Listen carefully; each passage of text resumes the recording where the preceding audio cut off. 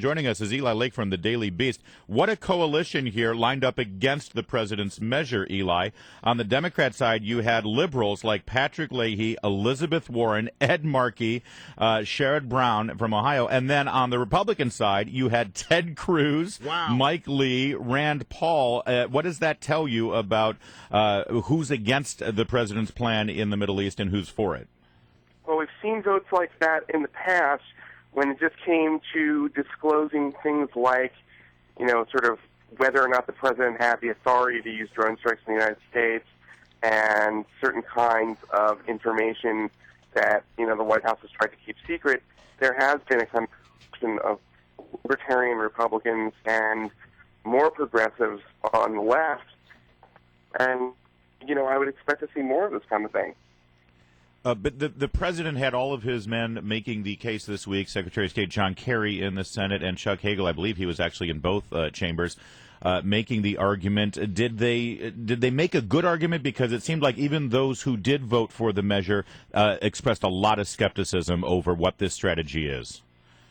I don't think they made a particular argument because I think at this point, you have to remember, there has been a CIA training program going on since at least 2013, if not 2012, that allegedly trained people. What happened to those fighters?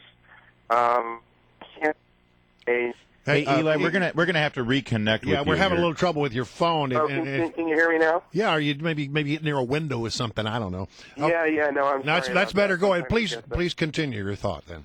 Yeah, so there was a CIA program that was supposed to do exactly what this program, which this was a vote to give the military the authority to do this kind of training. And in that CIA program, what happened to it? I mean, why aren't we talking about those fighters? Why aren't those people who were vetted out there? Why aren't we, And so that's a question about the efficacy of what we can do. And there is a question, the military apparently can scale up the training more efficiently. That's the argument that they made. There's plenty of military elements and special operations forces that are embedded with the CIA, so that's kind of a head-scratcher. On the House side, only 3 Republicans on the House Intelligence Committee who would have access to the most detailed information ended up voting for this as well. So I think that there was an argument here that was not really ideological, that was just sort of saying, how effective can this be? And then the other part of it is the vision is 5,000 in 1 year, which I think is fairly modest, but at least, that's realistic. Maybe they're not promising the moon. But, is that going to be enough to really make a difference? And the president says it's going to be a very long war. So I could see that I could see a vote against it on just practical terms, that the president hasn't really willed the means enough to do anything about it. But the fact is that he didn't just win the vote. He won the vote with most Republicans and Democrats.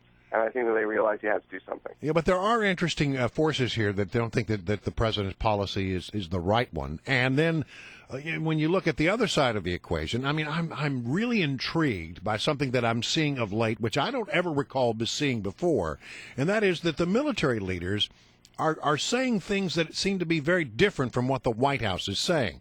Now, the military leaders are being asked these questions under oath. They're asked their opinions about, can we go in and solve this problem without boots on the ground? And almost universally, they say, no, we're going to need boots on the ground. But then the president turns right around and says there will be no boots on the ground. Have you noticed this? And what's going on? Because it seems very unusual for the military people to be so vocal in their disagreement with the president of the United States, who is, after all, their commander-in-chief.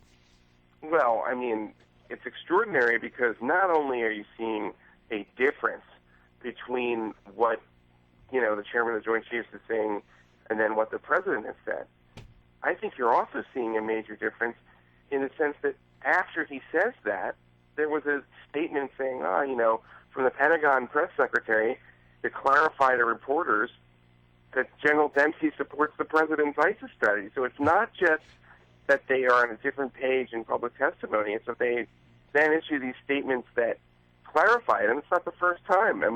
Originally Dempsey was saying that it was an imminent and immediate threat, and that you needed to understand that in order to be effective, you had to hit them on both sides of the border. And then the next time that he addressed the press, and this was only a few weeks ago, he had to sort of significantly walk that back. So I think it's not just the fact that they seem to be on a different page, it's that the White House is insisting that Dempsey, walk back his remarks that he's making under oath and in the press. Hey, Eli, when we had you on last, there was an open question about whether the authorization for the use of force post 9/11 that was passed for George W. Bush to go after al-Qaeda would be useful in the president's attempt to go after ISIS. Ironically, he tried to eliminate that authorization of force last year, but it turns out he ended up using it for the legal basis of this move. You wrote about that today. How did he go about making the case? It is totally preposterous. I mean, I'll just come out and say it.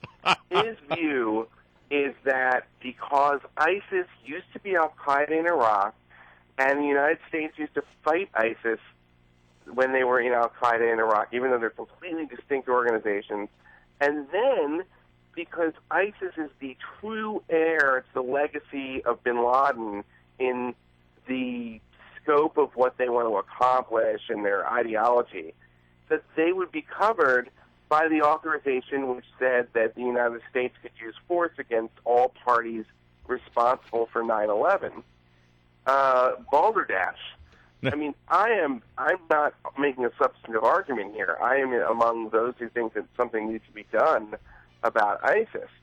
My point is just that, if the AUMF, as it's known, is going to mean anything, then it cannot mean that you would consider, legally speaking, that a group that is now currently fighting at times al-Qaeda's franchise in Syria, that has formally in public press releases said, we're not in al-Qaeda, and al-Qaeda has said the same, right, cannot be considered an associated force of al-Qaeda or an ally of al-Qaeda on the global battlefield. Wait, Eli, I just need to clarify something. Did they really make the case that ISIS is the, as you put it, true heir to bin Laden and al-Qaeda from 9/11?